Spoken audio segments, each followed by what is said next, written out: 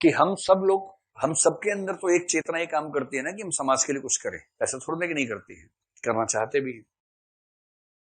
अब आपके मन में एक हिस्सा ऐसा होगा जो चाहता होगा यार अपनी जिंदगी ठीक से जी लो, बाकी छोड़ो भाड़ में जाए। ये अभी कम हावी होगा तो भी आज से 5-7 साल बाद ज्यादा हावी हो जाएगा जब आप नौकरी में आएंगे। अभी आपके मन में होगा कि मैं आईएएस बन के आईपीएस बन के क्रांति कर दूंगा, जिले को ठीक करूंगा, राज्य को सुधार दूंगा, इतिहास के 2 चरण होंगे, मुझसे पूर्व और मेरे बाद का चरण हो जाएगा, ऐसा मन में आता होगा। जब आप कलेक्टर बनेंगे तो आपको समझ में आएगा कि आपके कलेक्टर बनने के साथ जितनी शक्ति आपको मिली है उतने ही माई बाप सिर के ऊपर बैठे हुए हैं, और उन माई बापों की पूरी शक्ति इसमें लगेगी कि आप खास परिवर्तन ना कर सके। छोटा मोटा ऑर्नामेंटल चेंज कर लें, ठीक है, कर दिया आपने, एक छोटी स्कीम चला दी, एक ये स्कीम की, एक वो स्कीम की, अखबार में फोटो छपे, इश्तेहार छपे, खूब उद्घाटन, खूब कैंची फीता बीता हुआ, नाम हुआ, आप खुश रहो। वो इस भाव रखते कि हाँ बेटा खेल लो जाओ जाओ चिंटू खेलो खेलो। पर जहां आपने कुछ स्ट्रक्चरल चेंज करने का प्रयास किया जिससे उनके हितों पर चोट पहुंचेगी, वो इतने ताकतवर हैं कि आपको कहां उठा के पटक देंगे समझ में भी नहीं आएगा। और फिर आप भी कहेंगे कि मैं भी 30 साल में 46 बार ट्रांसफर हुआ हूं, मैं कहीं टिक ही नहीं पाता 4 महीने ज्यादा। अगर किसी ब्यूरोक्रेट की जिंदगी में शान की यही एक बात हो कि मैं ट्रांसफर बार होता हूं, तो इसने किया क्या फाइनली, वो कर क्या पाया? यही ना कि मैं इतना ईमानदार हूं, जहां जाता हूं कहीं एडजस्ट नहीं होता हूं और इसे ट्रांसफर हो जाता हूं। लेकिन उसके बाद में निचोड़ क्या निकला? निचोड़ तो कुछ ही निकला। क्या इससे अच्छे वो ब्यूरोक्रेट्स नहीं है जो हल्का फुल्का मैनेज करते हुए कम से कम ठीक ठाक परिवर्तन कर लेते हैं?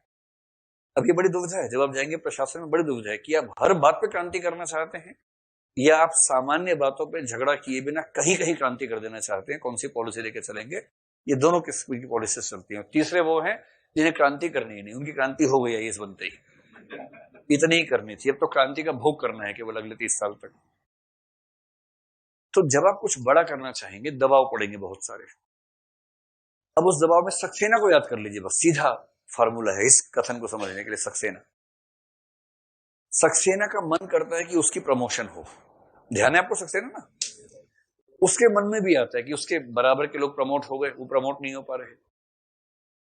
जैसे ही दास साहब ने उसको केस दिया, यानी कि डीआईजी सिन्हा ने ये कहा कि दास साहब ने आपका नाम बताया है, उसके मन में पहला भाव क्या आया कि पहली बार मुख्यमंत्री ने इतना भरोसा किया है, बस इस बार ठीक से काम करूंगा तो प्रमोशन हो जाएगा। यही भाव तो आया। ये कौन सा भाव है? स्वार्थ का भाव है, स्व का भाव है, जो कि स्वाभाविक है, सब में आता है। पर जब वहां गया, सिचुएशन देखी, तो गिल्ट फीलिंग होने लगी, ब्रह्म राक्षस जागने लगा उसके अंदर का। अब जैसी वो मिलता है महेश से या हीरा से या रुकमा से या बिंदा से, उसके अंदर का जिम्मेदार व्यक्ति जाग उठता है, सुपर ईगो, और उसको लगता है कि अगर इनकी आह लेके अपना मैंने प्रमोशन ले लिया ना तो मैं जी नहीं पाऊंगा, और प्रमोशन की शर्त है इनकी आह लेके प्रमोशन लेना। अब दुविधा है, अगर आप इनके साथ चलेंगे तो क्रांति के रास्ते पे चलेंगे, और अपनी प्रमोशन को साधेंगे तो इन मजबूर व्यक्तियों के घर में एक व्यक्ति की हत्या हुई है, उस हत्या की लीपापोती करेंगे, तब आपको प्रमोशन मिलेगी। इसकी इच्छा दोनों है, प्रमोशन भी चाहिए और ये सपना भी कि मेरे आईपीएस होने की वजह से किसी की जिंदगी सुधर जाए, मैं ये भी करना चाहता हूं। कैसे करेगा? दिमाग का दही हो जाता है तो तय नहीं हो पाता कि नैतिक क्या है अनैतिक क्या है। एचएससी क्लास में मैं शुरुआत में ये सब महसूस करवाने के लिए छोटा सा बच्चों वाला एग्जांपल देता हूं, जो आईएएस के इंटरव्यू में खूब पूछते हैं कि एक तरफ प्रेमिका खड़ी है, एक तरफ मम्मी खड़ी है, लड़कियां इसको रिप्लेस कर लें प्रेमी और बाप से। एक तरफ प्रेमी खड़ा है, एक तरफ बाप खड़ा है, बाप नहीं सॉरी पप्पा खड़े हैं, पप्पा, बाप से खराब लगता है, पप्पा खड़े।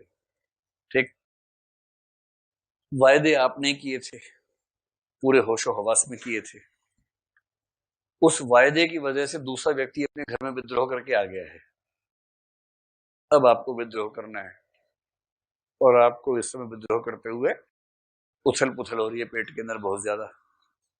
किसी तरह से मम्मी को बताया और मम्मी ने तुरंत रानी दुर्गा का रूप अवतरित कर लिया है, चंडी का रूप धारण कर लिया है। एक चंडी लेके गए थे, एक वहां मिल गई, 2 हो गई। अब दोनों चंडियां तैयार खड़ी हैं एकदम। माँ ने कहा कि अगर तूने इससे ब्याह किया तो मैं खुद को आग लगा के मर जाऊंगी। और उसने पूरा माहौल बनाने के लिए मिट्टी का तेल छिड़क लिया अपने ऊपर और माचिस हाथ में, लाइटर सॉरी, और एक दो बार ऑन करके दिखा दिया कि मजाक मत समझ, जलता है, सच में जलता है। ठीक। अब बेटा दबाव में है, जिस माँ ने मुझे जन्म दिया, जिसने पाला पोसा, आदि आदि आदि। इधर प्रेमिका कह रही है कि अगर ऐसा माहौल बनाने से बात बनती है तो मैं बना देती हूँ, ऐसी क्या दिक्कत है। मिट्टी के तेल की बोतल एक और भी रखी हुई थी, उसने वो उठा ली, उससे भी छिड़क लिया, और लाइटर उसके पास भी है, और लाइटर वैसे भी रखती है तो उसके पास लाइटर है। अब और अब अच्छा, मिट्टी के तेल की बोतलें दो ही थी, तीन थी नहीं, इसलिए क्योंकि ऐसे में लड़का सोचता है कि मैं ही मर जाऊं, खत्म करो यार बात को, तो वो ऑप्शन मिलेगा ही नहीं आपको जीवन में। और दोनों ने टाइम लिमिट फिक्स कर दिए 1 मिनट की, कि बेटा 1 मिनट में अगर तूने हाँ नहीं बोला मुझे कि इस चुड़ैल से शादी नहीं करेगा तो मैं आग लगा लूंगी खुद को। और वो लड़की बोली कि अगर 1 मिनट में तुमने ये नहीं कहा कि इस चुड़ैल से तुम्हारा कोई संबंध नहीं है तो मैं खुद को आग लगा लूंगी। और 55 सेकंड है, दोनों के लाइटर ऑन हो गए हैं एकदम, ऐसे करके पास आ रहा है। तीसरा लाइटर है नहीं, तीसरी बोतल है नहीं मिट्टी के तेल की, दोनों को बचाने का ऑप्शन है ही नहीं। 3 ऑप्शन है, इसको बचा लो, उसको बचा लो, दोनों को ना बचाओ। आपने जवाब देने में देरी कि दोनों जल के मर गई, ये हो सकता है। वो चौथा ऑप्शन नहीं है जो आप चाह रही है, वो चौथा भी नहीं, पांचवा भी नहीं, चौथा ये कि मैं समझाऊंगा बुझाऊंगा, वो सब हो गया, बुझाने का ये समझाने का नहीं है। और बुझाने का भी थोड़ा बहुत ही बचेगा, क्योंकि जितना तेल छिड़का हुआ है ना उसके पास स्कोप ज्यादा रहेगा नहीं। और पांचवा ये कि मैं खुद मर जाऊंगा, वो ऑप्शन है ही नहीं, कुछ ऐसा सामान है ही नहीं कि आप ऐसा कुछ कर सके। आपको तो सिर्फ ये चुनना है कि ये या वो, बस। लड़कियां इसमें रिप्लेस कर लें बीएफ और पापा, गर्लफ्रेंड एंड पापा। मेरे ख्याल लड़कियों को दुविधा कम रहेगी इस मामले में, किसको आप बचाएंगे, पापा, सीधी सी बात है, पापा, कोई दुविधा ही नहीं है। मतलब 1 सेकंड से भी 1000वां हिस्सा लेते हुए उन्होंने कहा पापा, इसमें क्या सोचना है, किसको भाई, पापा पापा, कोई दुविधा ही नहीं इन लोगों को, देखिए। आचार्य भृगु ने सिद्धांत दिया है कि इसी को बेवफाई कहते हैं। बहुत बढ़िया। और लड़के लोग भाई किसको बचाओगे, ये तो रिएक्शन में जवाब दे रहे हैं, अगर रिएक्शन ना होता तो ये इतने मम्मी मम्मी को ध्यान देने वाले लोग नहीं है, वरना ये बोलते मम्मी आप तो वैसे भी 60 साल की हो गई हो, एवरेज के हिसाब से 8 ही साल बचे हैं आपके पास, ये तो बेचारी 22-23 की ही है, तो मैं कैसे इसका जीवन ले सकता हूं। तो अब ये नैतिक दुविधा है, इसमें आप रेखा गणित के रास्ते से उत्तर निकाल नहीं पाएंगे। इसमें कोई भी ऐसा समाधान नहीं है जो एब्सोल्युटली सही हो, ऑब्जेक्टिवली सही हो।